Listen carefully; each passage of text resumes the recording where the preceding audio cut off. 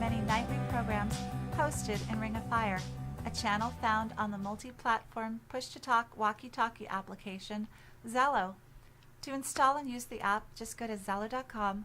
Then you can join in Fun Around the Fire, our other unique programs each night of the week, or the open topic chat we have the rest of the time.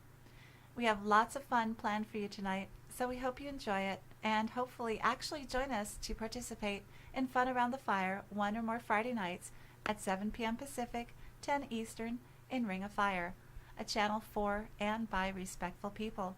We welcome you to comment on our video and program and appreciate your feedback. All right, ladies and gentlemen, thank you for joining us here in Ring of Fire tonight for Fun Around the Fire. This is a variety show we host every Friday night at 7 p.m. Pacific, 10 Eastern, with me, Serenity, and my lovely co-host, Shani.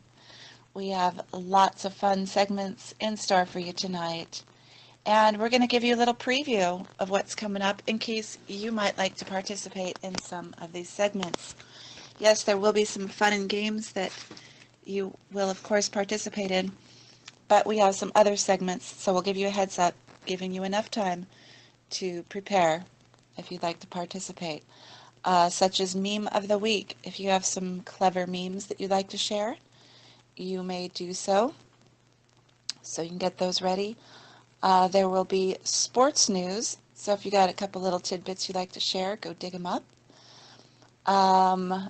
Also, we'll be doing weird laws mostly in the United States. So if you got anything you want to dig up and share too, that gives you a moment to go and collect those interesting little items. And what you may like to participate in most of all is weird toys from the past. So if you want to go dig around on the internet, you got many minutes to go find some odd pictures of these weird toys. Get them in your gallery so you can share them when the time is right, as Shani and I share them ourselves. So, first thing we have up is today's holiday regular segment, and this is one that Shani does. So hopefully you're ready, Shani, to share today's holiday. Hello, hello. How's everyone doing? Just in time.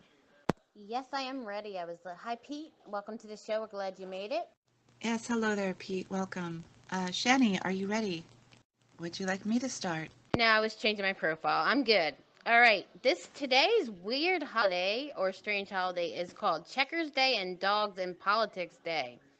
Get out the checkerboard. Today is Checkers Day. So, do you want the red checkers or the black ones? It may surprise you to know that there's also Dogs in Politics Day. Read on, and I will tell you the connection. In 1952, Richard M. Nixon was a candidate for Vice President of the United States, running with Dwight D. Eisenhower. Media speculation centered around $18,000 campaign contributes and a speculation that Nixon may have to use some for his personal use. In a brilliant political maneuver, Nixon took his case to the American people. On September 23, 1952, Richard Nixon gave a speech that directly addressed and explained the issue. He assured the public that he did not use any of the funds for personal use towards the end of the speech, and stated that his daughters had received a dog which they named Checkers as a gift. He said they would keep the dog. The speech quickly became known as Checkers' speech and went on to be one of the better speeches in the American politic history. With Checkers the dog included in the speech, the day was sometimes referred to as Dogs in Politics Day also. Very cool. Interesting, Shani. Thank you. And don't forget, you guys, Audience Choice will be coming up shortly, where you guys get to choose what game we will play in the channel. So up next is This Day in History. On September 23rd, we're going to start off going back to 1667. Slaves in Virginia are banned from obtaining their freedom by converting to Christianity. In 1739, the Austrians signed the Treaty of Belgrade after having lost the city to the Turks. In 1779, the American Navy under John Paul Jones, commanding from Bornholm Richard, defeats and captures the British man-of-war Serapis. In 1795, a national plebiscite approves the new French Constitution, but so many voters sustain that the results are suspect. In 1806, the Lewis and Clark expedition arrives back in St. Louis just over 3 years after its departure. In 1864, Confederate and Union forces clash at Mount Jackson, Front Royal, and Woodstock in Virginia during the Valley Campaign. In 1912, Mack Sennett's first Keystone Cop film debuts. Cohen collects a debt. In 1945, the first American dies in Vietnam during the fall of Saigon to French forces. And in 1952, Richard Nixon, there we go again, responds to charges of a secret slush fund during his quote-unquote checkers speech, as Shani just mentioned. And in 1954, East German police arrest 400 citizens as U.S. spies. In 1967, Soviets sign a pact to send more aid to Hanoi. 1973, Juan Perón is re-elected president of Argentina after being overthrown in 1955. In 2002, the first public version of Mozilla Firefox browser released. Originally called Phoenix 0.1, its name was changed due to trademark issues with Phoenix Technologies. And lastly, in 2004, Hurricane Jeanne causes severe flooding in Haiti, over 1,000 reported dead. And as a bonus, we have a Born on This Day. Yes, in 1949, Bruce, the Boss, Springsteen, singer, songwriter, musician of Born to Run, Born in the USA. His multiple awards include 20 Grammys, 2 Golden Globes, and an Oscar, the latter for Streets of Philadelphia, released in 1994. So happy birthday to Bruce Springsteen. All right, Shani is up next with Tip of the Week. Thank you so much, Cheryl. They were great. I never knew the boss's birthday was today. He is a great singer. What I'm going to do with the tip of the week is I'm going to share 2 pictures and then I'm going to read them. These are the tips of the week pictures. Ring of Fire, we have Joker. Welcome, Joker, to the channel. Hi there, Joker. Welcome. Hope you've been enjoying the program. We got lots more fun in store for you. There's a tip that Shani just shared. Spend more and more of your time surrounded by just those people you click with, whom you appreciate, and who appreciate you. And listening is 80% of the value you bring to a conversation. Thank you for reading that, Cheryl. I thought it would be pretty interesting to put the tips in so people could read them, plus we would read them out loud. Thank you so much for that. You're welcome. Good tips. All right, one more thing before we move on to Audience Choice, where you choose the game. We have Quote of the Week. This one is by Rob Siltonen, or at least it is believed to be by him.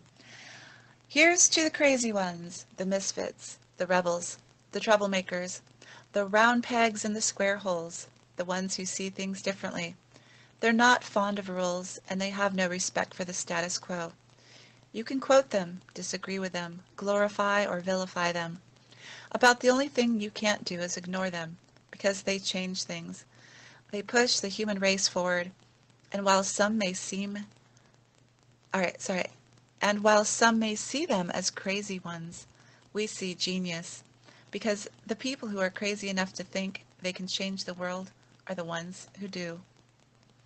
Okay, so Audience Choice is on now.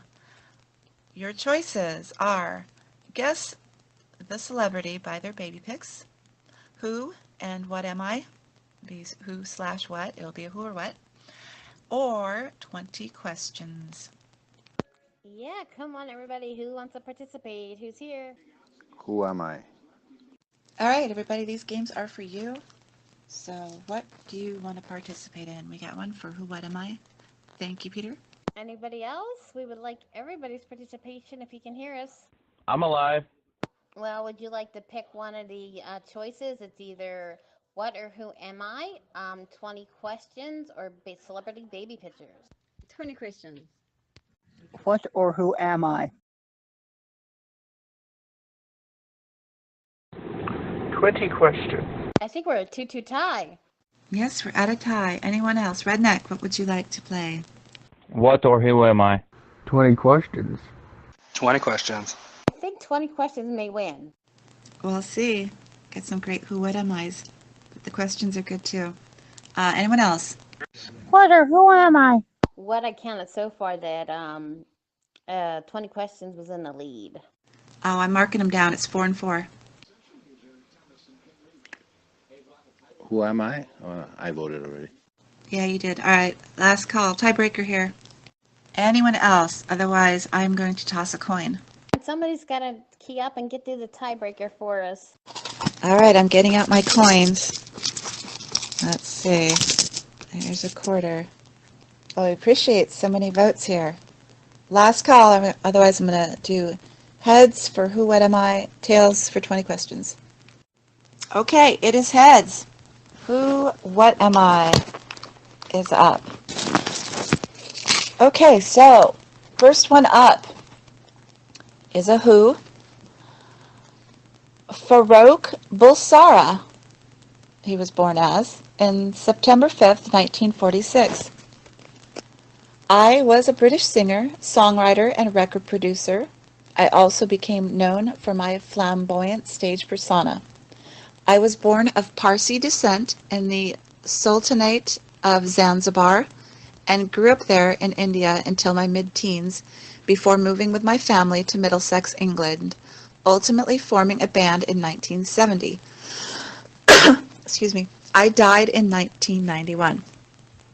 In 1992, I was posthumously awarded the Brit Award for Outstanding Contribution to British Music with a tribute concert held at Wembley Stadium, London.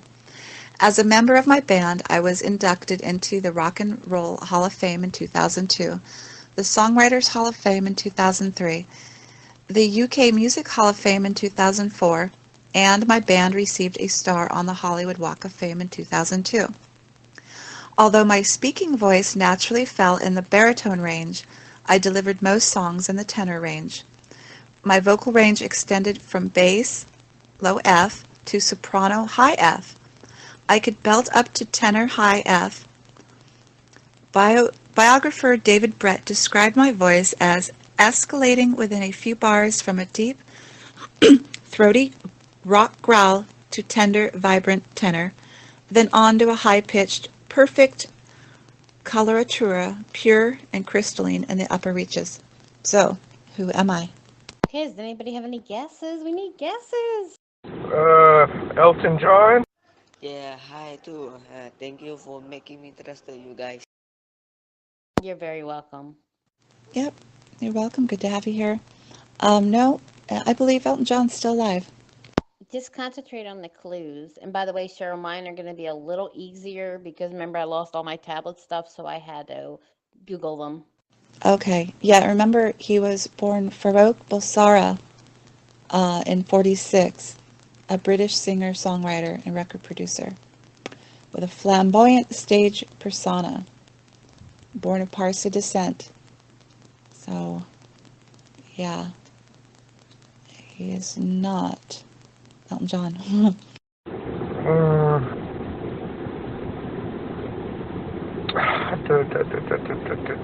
Prince. Yeah, I didn't hear the part where he was dead. Bad reception. Yeah, he died in 1991, not 2006. Mercury? Freddie Mercury. Yes, you are correct. That is Freddie Mercury. All right, this next one, and way to go, Pete. This next one is a what? I am a sugar-based confection that, in my modern form, typically consists of sugar, water, and gelatin, whipped to a spongy consistency, molded into small cylindrical pieces, and coated with cornstarch. I am the modern version of a medicinal confection made from Althea officinalis plant. I probably first came into being as a medicinal substance since the mucilaginous extracts come from the root of the Althea officinalis plant, which was used as a remedy for sore throats. Concoctions of other parts of the plant had medical purposes as well. The root has been used since Egyptian antiquity in a honey-sweetened confection useful in the treatment of sore throat. The later French version of the recipe, called pâté de guimauve, included an egg white meringue and was often flavored with rosewater. The use of me to make sweets dates back to ancient Egypt, where the recipe called for extracting sap from the plant and mixing it with nuts and honey. Another pre-modern recipe uses the pith of the plant rather than the sap. The stem was peeled back to reveal the soft and spongy pith, which was boiled in sugar syrup and dried to produce a soft, chewy confection. So, what am I? Beef jerky? Turkish delight. I was for a minute there going to say ginger, but then you said pips. I was like, nope. Think of some of the clues that she said. Just think. It reminds me of Jello. And hi to everybody just joining us. We are in the middle of a program called Fun Around the Fire with Serenity and Shani. Yeah, I would have guessed Jello too. Nope. Again, it's typically consists of sugar, water, and gelatin whipped to a spongy consistency. Meringue? Nope. Welcome, Rick, to the Ring of Fire. Caramel? I don't know. It's either caramel or flying. Welcome, Rick. Enjoyed the program Fun Around the Fire. Nope. It says it's molded into pieces and coated with cornstarch. Marshmallow shortcake.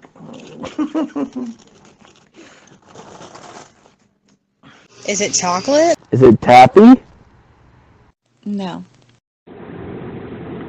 This is difficult even for me, and I'm a foodie and food historian, so I have no clue. I thought it was a lozenge at first, but then you threw me off with the gelatin. Okay, I'll give you a clue. Some of you may have been paying attention, something we've been hiding from Mark. And if you take a look at our profile picture for this program, that might give you a clue. I missed it, but it's marshmallows. Yes, marshmallow is correct. Yep. Whipped into a spongy consistency, molded into small cylindrical pieces and coated with cornstarch. There you go. You are correct. Okay, this next one is a who? You guys ready? Hey, I said marshmallows. And I just said marshmallow shortcake. I did say marshmallow. Anybody did hear me, I said marshmallow, but I said marshmallow shortcake. Because that's how you make marshmallow shortcake. Actually, that sounds really good. He did say marshmallow shortcake. I just went back and listened. But Cheryl, I have a few like what's when you have when you're done. Oh, I didn't know you did any. Okay. That was on me. Okay. And no, you said marshmallow shortcake, not marshmallows. So, yeah, anyway. Any final comments before I move on to the next one? Or Shani can do the next one if she'd like.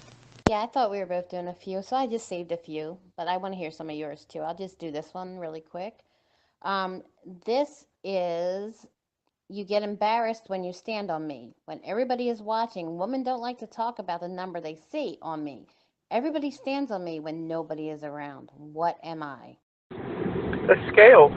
The much dreaded one, yes. A scale? Oh, Shan, you know what? You're right. I'm sorry. Look at last week's notes when we did this. It was for both of us. Huh. That's a scale. I'll read one more, and then Cheryl can do hers. Here we go. I can be winding, I can be straight, I can be rough. Sometimes both. I start out black but fade to brown. The more I'm used, my favorite colors are yellow and white, and I love stripes and dashed lines. What am I? The road and/or highway. You're Cody. Cody. It is a road. You got it. Nice. All right. You guys ready for the next one? Yes. All right. This is a who. I was born on December 25th, Christmas Day, in 1642. Died March 20th, either 1726 or 27. I was an English physicist and mathematician, described in my own day as a natural philosopher who is widely recognized as one of the most influential scientists of all time and a key figure in the scientific revolution. My book laid the foundation for classical mechanics. I made seminal contributions to optics and share credit for the development of calculus. My principal formulated the laws of motion and universal gravitation, which dominated scientists' view of the physical universe for the next 3 centuries. By deriving Kepler's law of planetary motion from his mathematical description of gravity, and then using the same principles to account for the trajectories of comets, the tides, the precession of the equinoxes, and other phenomena, I removed the last doubts about the validity of the heliocentric model of the solar system. This work also demonstrated that the motion of objects on Earth and of celestial bodies could be described by the same principles. Should I read the rest? You guys might know already. If not, I'll read the rest. So who am I? Albert Einstein. No. If it's 1642, that would be Sir Isaac Newton. Sir Isaac Newton is correct, yes. I also built the first practical reflecting telescope and developed a theory of color based on the observation that a prism decomposes white light into the many colors of the visible spectrum. I formulated an empirical law of cooling and studied the speed of sound. In addition to my work on calculus, as a mathematician, I contributed to the study of power series, generalized the binomial theorem to non-integer, exponents, developed a method for approximating the roots of a function, and classified most of the cubic plane curves. So, very good, Anthony. I have one more after some comments, if anyone wants to say any. That's one hell of a resume. You gotta realize he also dabbled quite a bit in alchemy, too. I was trying to get in before because I figured Tony knew it too, but Country Boy said Albert Einstein and bumped me out. Oh, darn. Yeah. Oh, yeah. Incredible resume. Those are just some highlights right there. Certainly not a full bio. Okay, so this next thing is a what?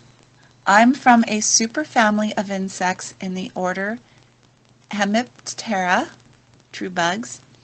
I'm in the suborder, oh gosh, let's see if I can pronounce this, Achenorhyncha. Yeah, Achenorhyncha, along with smaller jumping bugs such as leafhoppers and froghoppers. I'm part of more than 1,300 species described from around the world. Many undescribed species remain. I have prominent eyes set wide apart, short antennae, and membranous front wings. I have an exceptionally loud song, produced not by stridulation, but by vibrating drum-like timbals rapidly. My species occur all around the world in temperate to tropical climates. I typically live in trees, feeding on sap and laying eggs in a slit in the bark. I'm usually cryptic, singing at night to avoid predators. The periodic insects of my type spend most of their lives as underground nymphs, emerging only after 13 or 17 years, which may reduce losses by satiating our predators. I have been featured in literature since the time of Homer's Iliad, and as motifs in art from the Chinese Shang Dynasty. I am one special bug. I have been used in myths and folklore to represent carefree living and immortality. I get eaten in various countries, including China, where the nymphs are served deep-fried in Shandong cuisine. Who am I, or what am I? Locust. Crickets. Both wrong, keep trying. Cicadas. Cricket. Cicadas is correct. Well done, Cody. All right, up next we have the weekly forecast. It's an astrological forecast for everyone's zodiac, and meme of the week. And since we're doing some choosing here, we'll let you guys decide what you want first. Well, Cheryl, I didn't mean to cut you off, but can I read two more really quick? They're quick ones that I really like. Oh, yes. Gosh, I'm so sorry, honey. I forgot to ask you. Yeah, please go right ahead. Okay, this is actually going to be a person, but it's a general person. All right, kind of like a job. I dig out tiny caves and store gold and silver in them. I also build bridges of silver and make crowns of gold. Sooner or later, everybody needs my help. Yet, many people are afraid to let me help them. Who am I? I'm a dentist. Yes, you have got it. You have got it right. Okay, here's a pretty easy one. I'm easy to see, but no one likes looking at me. Without me, would be no you. I can make you complain or make you happy, but you almost always take me for granted. What am I? My conscience. A nose? No, I'm going to read it again in case I read it wrong. I'm easy to see, but no one likes looking at me. Without me, there would be no you. I can make you complain or make you happy, but you almost always take me for granted. What am I? A reflection. Close. It's an easy one. An eyeball? I'll give you a clue. Stand in front of me and I am someone. Stand behind me and I am no one. A mirror. Yeah, a mirror. It's not the mirror. It's something that you don't want to look directly up at. Oh, my bad. Okay. But anyway, you got mine right. The sun. Yes, it's the sun. Yeah, I figured that out when she said don't look directly up at it. Like, okay, I went a different route. Glasses. Your glasses. Yeah, I went a darker route too. Well, the first thing I said was my personality. It could be anything by the way they put this question. It's just like I'm easy to see, but no one likes looking at me. Without me there, and then there would be no you. I can make you complain or make you happy, but you almost always take me for granted. What am I? So it's kind of confusing. But Cheryl, we're ready for the next. Okay, yeah, thank you all for participating. You did great. I'd like to give my voice a rest here for a moment, so I'll let Shani do the meme of the week first, before the forecast. I'm just going to go to my library and get out the meme of the week. Hang on one sec. I thought this was funny with the little donkey saying, I love this, my post. I just couldn't stop laughing. Share one more. Okay, and then when you're done, please read them. There may be blind people or blind people that listen to the podcast later. And don't forget, coming up soon, we have odd, unusual, stupid, useless, whatever, toys from the past. So if you guys want to share any shortly, go ahead and start looking for them if you haven't already. If you want to share them. Yeah, this next one is, I'm a little horse. Can I get a glass of water? And that is a picture of a horse. And the other one was, I love this pole. And it was a donkey on a pole. Cute. Okay, so now we have our weekly astrological forecast for all zodiacs. What the world needs now is love, sweet love. Yesterday, the sun enters rosy, romantic Libra until October 22nd, opening our hearts. Collaborate, cooperate, co-create. Libra time is all about getting those dynamic duos in motion. Choosing the right dance partner is key. And since Libra is the sign of the scales, our perfect pairings may come from the complementary force category instead of the kindred spirit cachet. It is time to make a peace offering. Is it time to make a peace offering? Sip of beverage, hold on. Libra's harmonious vibes can help us smooth over any rough patches in our most important relationships. It's never too late to at least try to make amends. And let me get away from this noisy street traffic. Trying to take a break here. So sorry. Oh, closing door. Okay. This is never too late to at least try to make amends, and the gracious diplomacy of Libra season will make others more amenable to accepting apologies.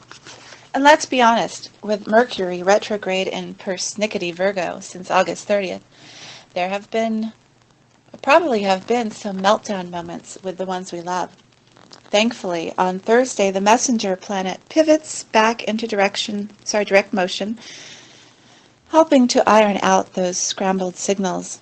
But discernment is still a must. Until October 7th, Mercury will remain in Virgo, helping us analyze what and who to keep on our social calendars. Perfectionism and excess fussiness may clear up too. Maybe you judged a situation harshly or hopped on some soapbox without actually researching the facts. If that's the case, give things a savvier review. It's okay to admit that you're wrong. fedora in hand. Since Libra season is a prime opportunity for deal-making, Mercury's U-turn comes at an optimal time. The shadow of Mercury retrograde lingers until October 6th, so for best results, wait until then to sign on any dotted lines or to purchase new mobile equipment or a car. And if you can't wait, read the fine print and don't skimp on your research. Vixen Venus changes signs today, slinking into seductive Scorpio until October 18th. The countdown to winter comes with an extra dollop of sex appeal. Wrap up in the two-person Snuggie, or maybe those fundies I shared last week, and let the friskiness unfold. But do keep a firm privacy policy in place.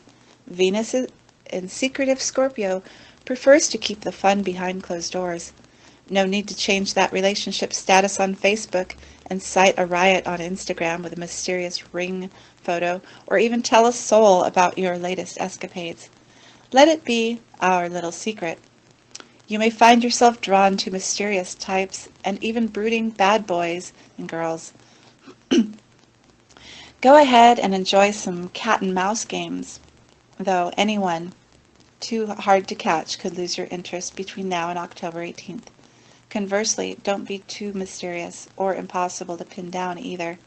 The green-eyed monster could make cameos aplenty with Venus here, leaving something to the imagination. May we. Riling up jealousy? Don't even think about going there. So, up next is sports news with Shani. There is so many sports news out there. I just had to do a few sports trivia questions. I thought it'd be kind of interesting for a change. Fire when ready. Like my pun? My favorite segment. Can't wait. Ooh, trivia, yeah. Yeah, thanks, Sheriff, for that report. Shani, we're ready. I am keying up right now. Yes, thank you very much. And yes, I know it's your favorite, Pete. My internet's going really slow. Give me 1 second. I had it keyed up and then it went away. All right, here we go. All right. Okay. What was the first season that a touchdown was worth 6 points? You guys got to think about this. What year you mean? Or what do you mean, what season? Fall? It's probably the same thing. 1956. It's just what was the first season when a touchdown was worth 5 points. It's not 1956, it's really early. 1930s? Probably, I'm going to guess at 1943. When are we doing trivia? This is just a few sports trivia questions, and no, it is actually really, really early. If you guys want the answer, I can give you that, and I got another NFL question. I want to guess sometime in the 1800s.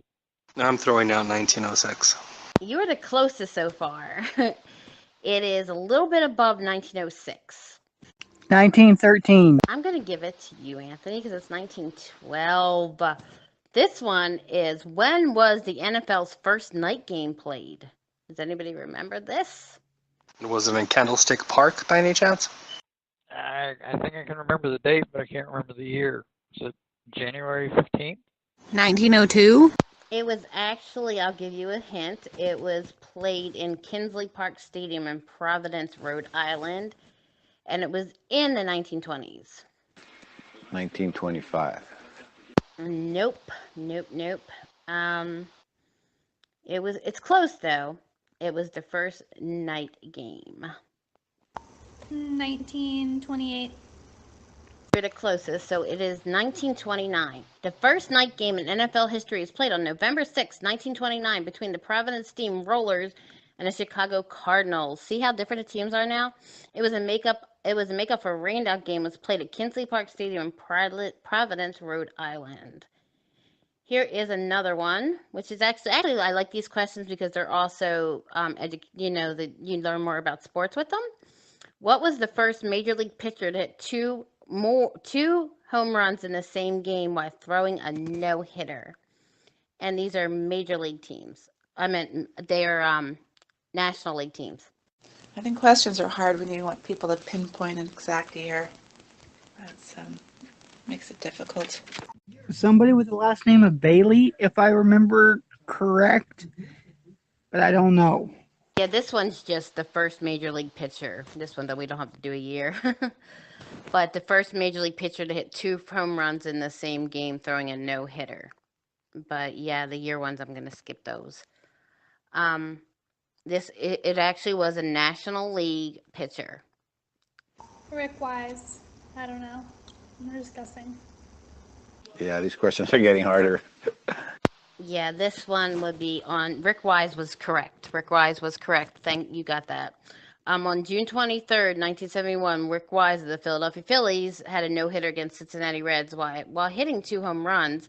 A 2-run shot in the 5th and solo in the 8th was accounted for 3 of Phillies' 4 runs as the Philadelphia blanked the Reds 4-0 on the 9th inning, no hit, 1 walk, 3 strikeout performance. This is actually going to be really, really fun.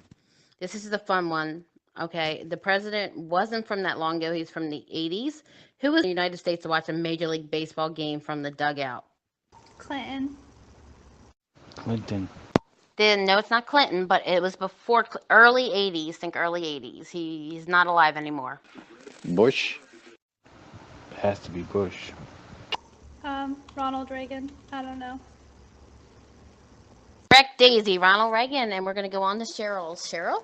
Bush is still alive, guys. That's what I was gonna say. I was like, isn't Bush still alive? Or I would have said him.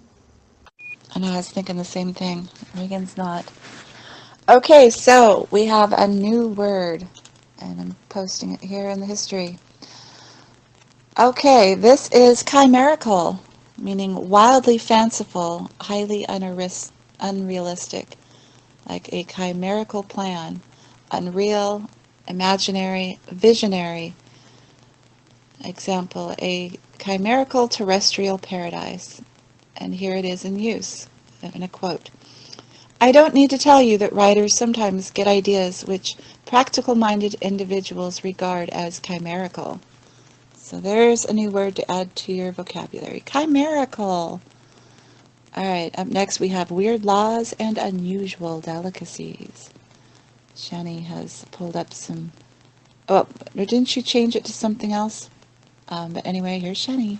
No, I was still doing unusual the delicacies, but I was doing them at state fairs. I thought it would be fun because more people know state fairs. Like one of the craziest foods that is called at the Iowa State Fair. It is called hang on. Cheese curds. Corn in a cup is a shaved down alternative to corn on the cob with mayo, churroso, it's that little sausage, and cheese topped with a lemon wedge. What the fair calls magic dust. Way easier to eat than corn on the cob. It's called chorizo. No, it's called chorizo. Chorizo. Oh, okay, well, I did the weta version. Anyway, sounds gross. Yeah, you gotta enunciate it like a bella. Yeah, that's kind of the point. They're unusual delicacies, or foods anyway. Hello. That actually looks appetizing. Okay, what's up next? We might have to run our program a little over because we got lots of segments and only 11 minutes. All right, this is I thought was really, really funny. These are called nacho balls. They're exactly what you think they are. All the must-have ingredients in nachos roll into a ball and deep fried, plus a side of melted cheese. And then we have toasted caramel cluster, crumbled fudge, and pretzel bits are bundled together under a blanket of frozen chocolate. This is actually my favorite, which I hope I have a picture of. It's the ultimate bacon explosion. 8 ounces of brisket entirely wrapped in bacon, covered in jalapeno cheese and barbecue sauce. Now that's more of a state fair like. I don't think I would eat that. Sounds like a heart attack. Honestly, though, yes, I would still eat that. There is a picture of it right there. I think it's like really, really crazy. There's one more I want to share that I think is hilarious. They have wine fried kale. Kale is batter fried to crisp in wine and served with sweet chili. That Thai sauce looks like the green superfood has found another place to dwell besides your smoothie. $9 for the kale. And while I'm at it, I want to read this one. Wine, this one is Starbucks. Deep fried Starbucks, San Diego County Fair in 215. Starbucks coffee is infused with pastry dough, fried and covered in sugar and served with whipped cream. Another way to eat my PSL. Is there more, Shani? Sharing the pictures of the Starbucks and the kale. The kale looks quite interesting. I have like 2 more I'm going to read and then it's your turn. No, I'll pass on those. I would technically eat the deep fried Starbucks. I really would. You know what, honestly, I'll try one. This I don't have a picture of, but I just found I thought it was really funny. This is called spaghetti ice cream. It was introduced in Indiana in 2012. At first look, it seems like pasta sauce, but look again. The noodles are gelato, and the tomato sauce is actually made of strawberry. The Parmesan is white chocolate, and it looks really, really good. I would eat it. I like my kale a little fresher. Yeah, sauteed is good, by the way. I'd rather have kale sauteed too. I don't think I would eat it like that. You guys are making me hungry with all these pictures of food. Now I'm starving. The problem with grains in general is you start out with like a 90% volume when you're like cooking it, then it goes to like 10, down to 5, and anytime you fry like a leafy vegetable like that, it gets not nice. It gets not nice. The last one I'm going to share, and then Cheryl's turn. This is called Deep Fried Milk and Cookies on a Stick, Texas, 2014. A custard made of blended milk, sugar, and cookies is covered with an egg wash and Japanese breadcrumbs. I think I would try that. Yeah, Danny, you're right about the like kale. You buy it and it takes up your entire vegetable bin. Once you cook it down, you can stick it in a 12-ounce container. Okay, Cheryl, I just shared the last one, the cookies and milk on a stick, which I think I would try. Okay, lots of fun stuff there, Shani. Thank you. Up now is weird laws. In Texas, it's against the law for anyone to have a pair of pliers in his or her possession. In Philadelphia, a place Shani just visited, you can't put pretzels in bags based on an act in 1760. Alaska law says that you can't look at a moose from an airplane. In Corpus Christi, Texas, it is illegal to raise alligators in your home. In Miami, it is forbidden to imitate an animal. It is against the law to mispronounce the name of the state of Arkansas in that state. In Illinois, the law is that a car must be driven with a steering wheel. California law prohibits a woman from driving a car while dressed in a house coat. In Memphis, Tennessee, a woman is not to drive a car unless a man warns approaching motorists or pedestrians by walking in front of the car that is being driven. In Tennessee, it is against the law to drive a car while sleeping. In New York, it is against the law for a blind person to drive an automobile. In West Virginia, only babies can ride in a baby carriage. In Georgia, it is against the law to slap a man on the back or front. In Kentucky, it's the law that a person must take a bath once a year. Yes, at least once a year. In Utah, birds have the right of way on any public highway. In Ohio, one must have a license to keep a bear. In Florida, it is against the law to put livestock on a school bus. Yes, I know we all must resist that urge. In New Jersey, cabbage can't be sold on a Sunday. Sorry, Cody. In North Carolina, it is against the law for dogs and cats to fight. In Singapore, it is illegal to chew gum. I guess you're supposed to suck on it. In Cleveland, Ohio, it is unlawful to leave chewing gum in public places. In Virginia, chickens cannot lay eggs before 8 a.m. and must be done by 4 p.m. I guess they get cited. In New York, it is against the law for children to pick up or collect cigarette and cigar butts. In Massachusetts, it is against the law to put tomatoes in clam chowder. Darn, there goes my recipe. All right, I'll read a couple more, let you guys comment before I read the other half. In Washington State, you can carry a concealed weapon that is over... You can't carry a concealed weapon that is over 6 feet in length, which makes no sense because how could you possibly conceal something like that? In San Francisco, there is an ordinance which bans the picking up and throwing of used confetti. Yep. I got one for you, Cheryl, that I just posted, and that's one of the city ordinances of my town. The use of an electrical piano is prohibited. In Alabama, it's illegal to carry an ice cream cone in your back pocket. You remember that one? In Kentucky, it is illegal for a merchant to force a person into his place of business for the purpose of making a sale. Any more? I just wanted to comment. Oh my goodness. I think I would get arrested because my dog and cat fight all the time. It's either in Georgia or New York. You can't have a giraffe tied to a light post. It is against the law in Connecticut for a man to write love letters to a girl whose mother or father has forbidden the relationship. In Michigan, married couples must live together or actually be imprisoned. In Tennessee, it's illegal to share your Netflix password. I'm going to jail. That's amazing. In the state of Colorado, a pet cat... Oops, darn phone call. Cut me off. Yes, the cat must have a tail light. And in Phoenix, Arizona, you can't walk through a hotel lobby with spurs on. Are you kidding me? At least I don't live in Tennessee. Oh my goodness, Cheryl, these are the craziest laws. Right? All right, I have just a few more, including another one about cabbage. In California, a law created in 1925 makes it illegal to wiggle while dancing. In Utah, daylight must be visible between dancing couples. In Michigan, it is against the law for a lady to lift her skirt more than 6 inches while walking through a mud puddle. In North Carolina, it is against the law for a rabbit to race down the street. Keep your rabbit cooped up. In Georgia, it's against the law to spread a false rumor. In West Virginia, one can't cook sauerkraut or cabbage due to the odors, and the offense is subject to imprisonment. So, sorry, Cody, don't go to Virginia if you want to cook your cabbage. All right, I got 3 more, but anybody else want to share some? In the city of Hines, you cannot be in possession of a acetylene torch if you're going to burgle somebody's house. Cavallo. Oh, too funny.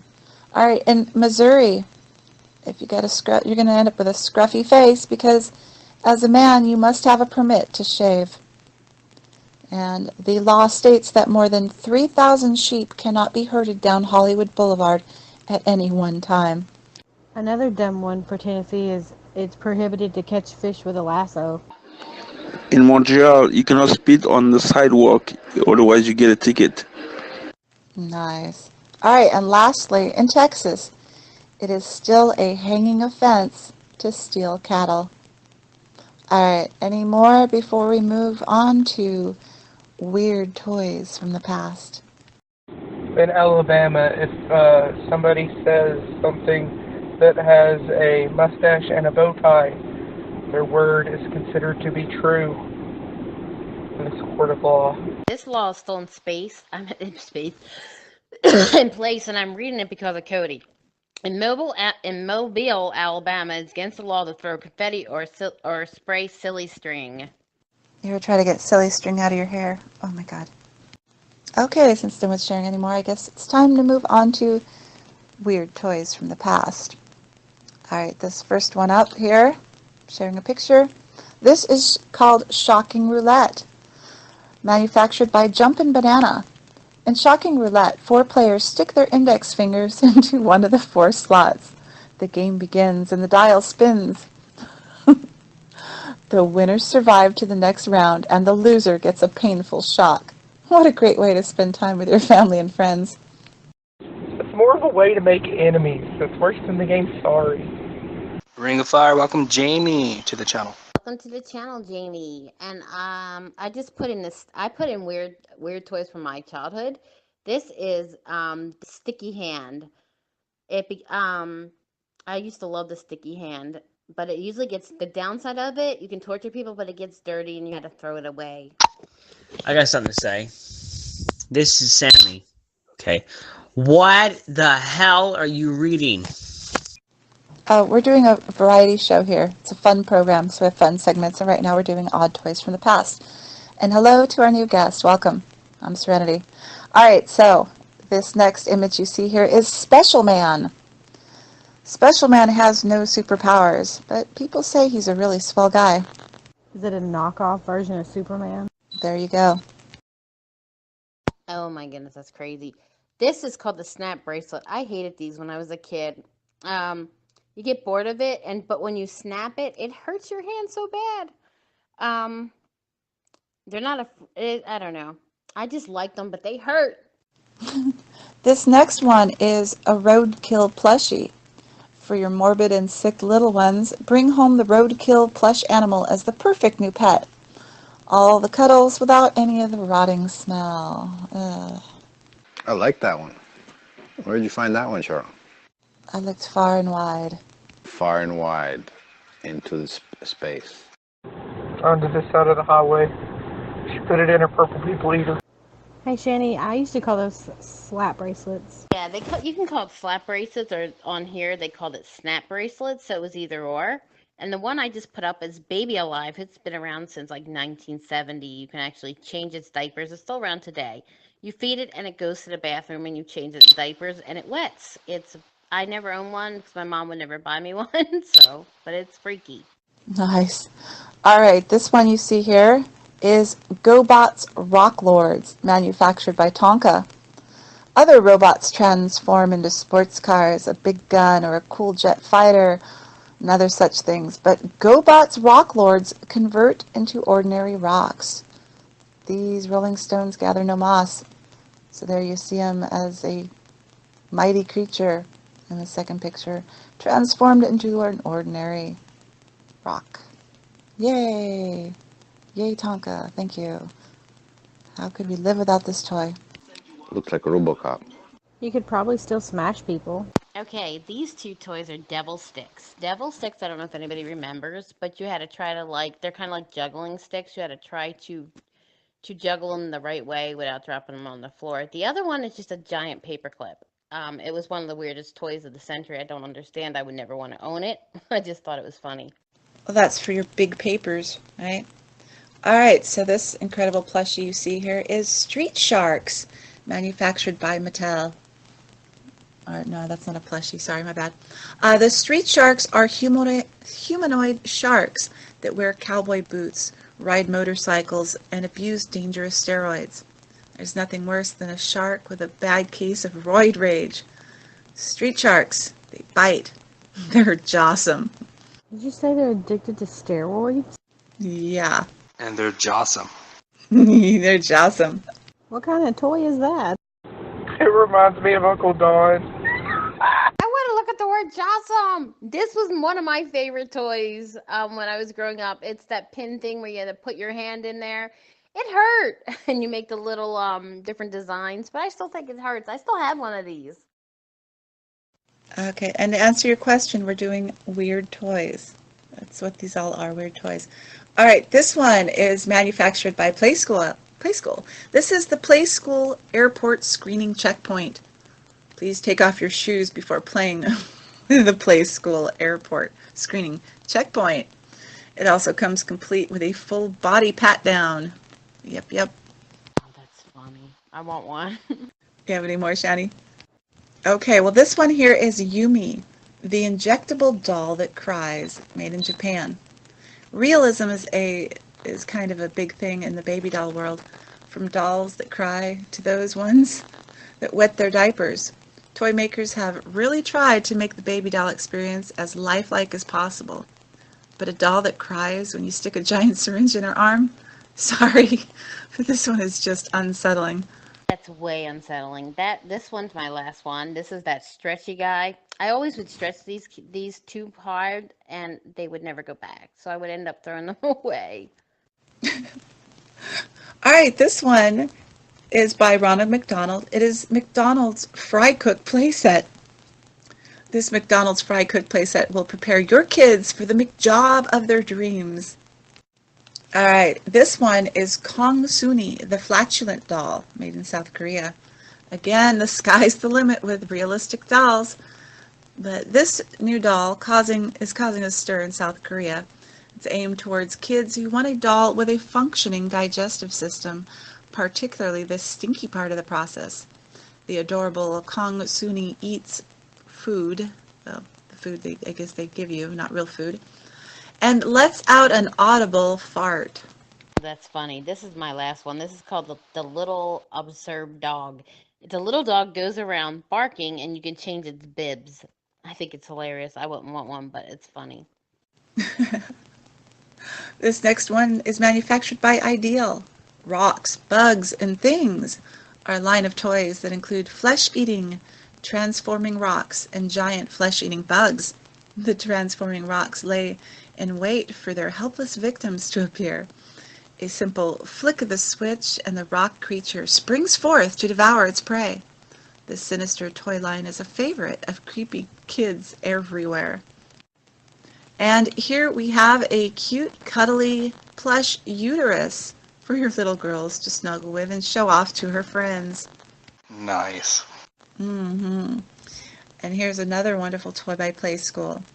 Give your child an early start in life of crime with this Safe Cracker playset.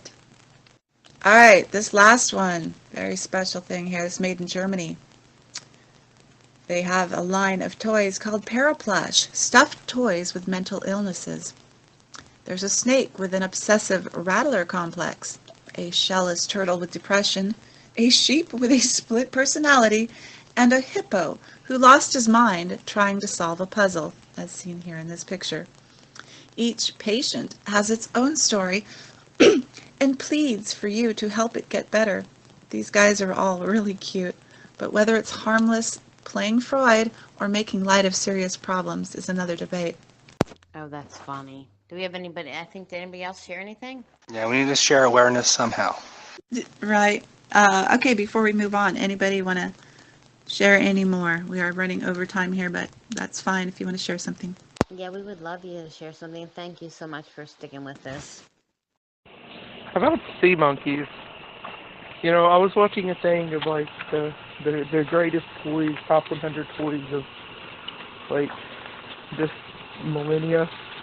It was like sea monkeys, and I was like, oh, well, that's a weird toy to be thinking of living things a toy. All right, we have just a couple things left. First of all, I'm just going to throw this one in here in honor of Cody being here. I'm going to read a fortune cookie. Your troubles will cease and fortune will smile upon you. So our last segment is Ask the Magic 8-Ball. We have time for just a few questions, and remember they got to be yes or no questions. Anybody has a question? Fire away.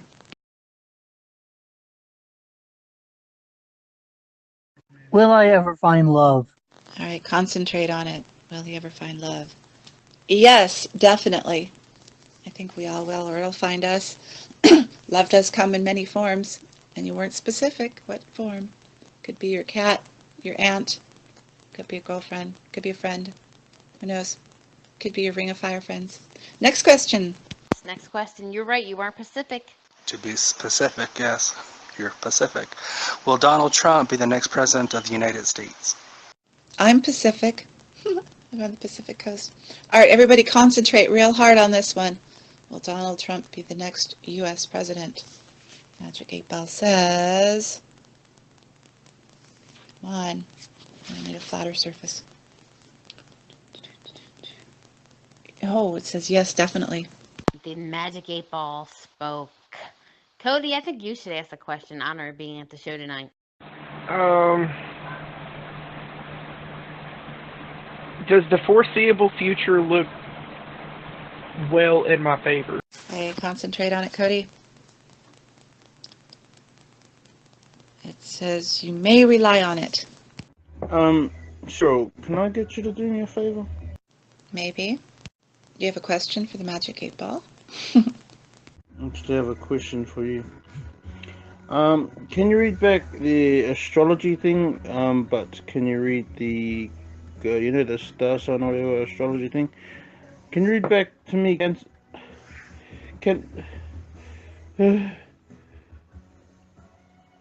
Oh, I gotta sneeze. The entire thing, or is there a part of it? Most people have already heard it. I can tell you in solo afterwards, unless it's just a small part. I just wanted to know what the thing was, because I had the grand wish for a bit there. So yeah, I was not present. I was present for the Scorpio one, the Libra, and that. And then when yeah. Oh, Dante, this wasn't for different zodiacs. This was for all zodiacs. So if you heard it, that's for you too. There's certain things that affect us all in the same way. So yeah, that includes everybody. Okay, yeah, if you want your personal one for just your zodiac, go look it up online. Plenty of websites for that. And they can make them even more personal. If you put in some of these you can put in your birthday and stuff like that. So anyway, any more final questions for the Magic 8 Ball? I got one.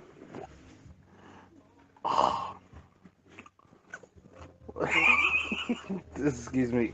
Hi everybody, how y'all doing? Oh, this one for the Magic 8 Ball. This is gonna sound like a stupid question, but will I receive my kids? Dante, I know where you're going with that. Yeah. Will Dante ever become a famous recording artist? Ever be famous? I've got a question for the 8 Ball. Will I ever own a house one day? One question at a time. Okay, a famous recording artist for Dante. And hello, welcome back, Night Bear. We are just about at the end of our variety show. Okay, Dante. Concentrate on it, you guys. And the answer says you may rely on it. Okay, and will you ever own a house? All right, Magic 8 Ball, give us an answer. It says yes, definitely. I have one other question for it. Will my trip to Salt Lake City this next week be uneventful? Concentrate. It says yes. I think all the 8 Ball questions were pretty good tonight. Yeah, they were great. Yeah, it's being generous. Congratulations, everybody. That's kind of disappointing. I want a couple of unexpected things to happen. Meet some new friends and stuff on the bus. Yeah, the one that was disappointing for Anthony. He's the one that had a disappointing answer. Yes, it will be uneventful. Sorry, Anthony. Hey, will my Virginia trip be awesome? The Magic Conch is so much more unforgiving than the Magic 8 Ball. All right. Let's think on that last question. Magic 8 Ball says it is decidedly so. Cool. See, you got a good one too. Will I be lucky at the casino tomorrow? Oh, Magic Conch, what should I do next? Nothing.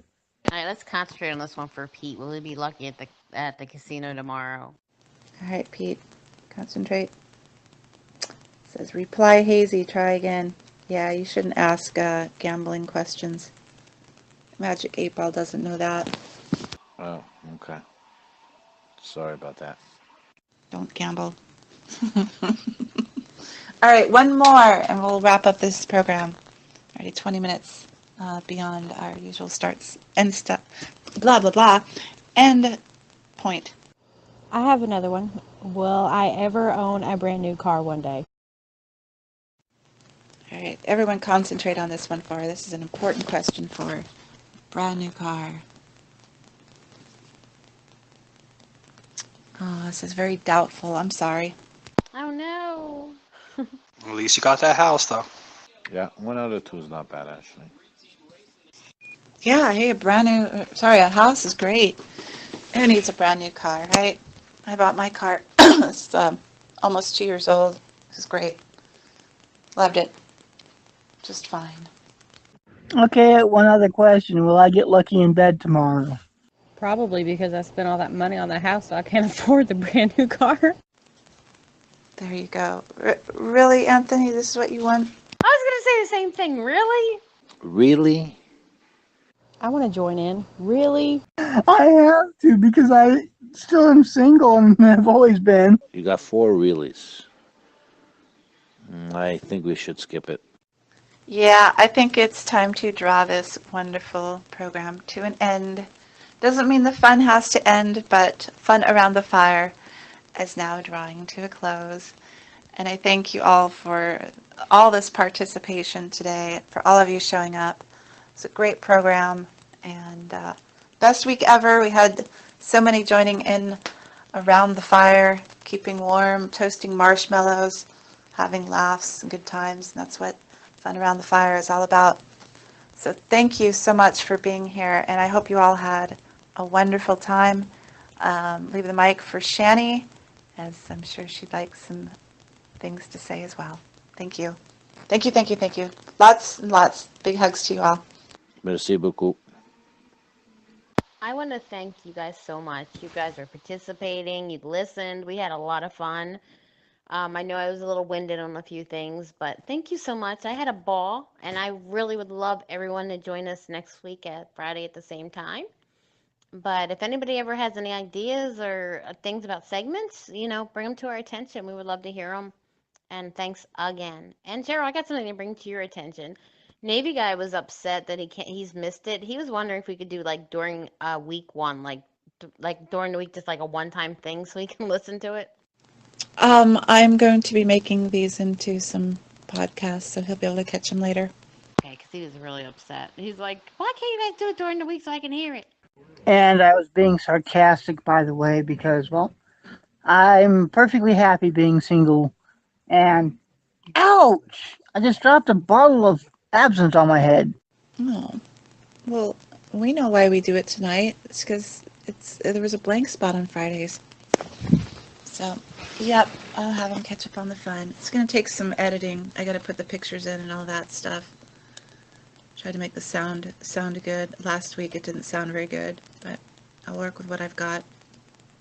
So, tweak the sound and all that too. But yep, okay, so thank you. And the show is over, but it'll be here next Friday, so join us again. And yeah, anything you'd like to see in the program any other time, let us know. We can possibly add it as an option. What was everybody's favorites tonight?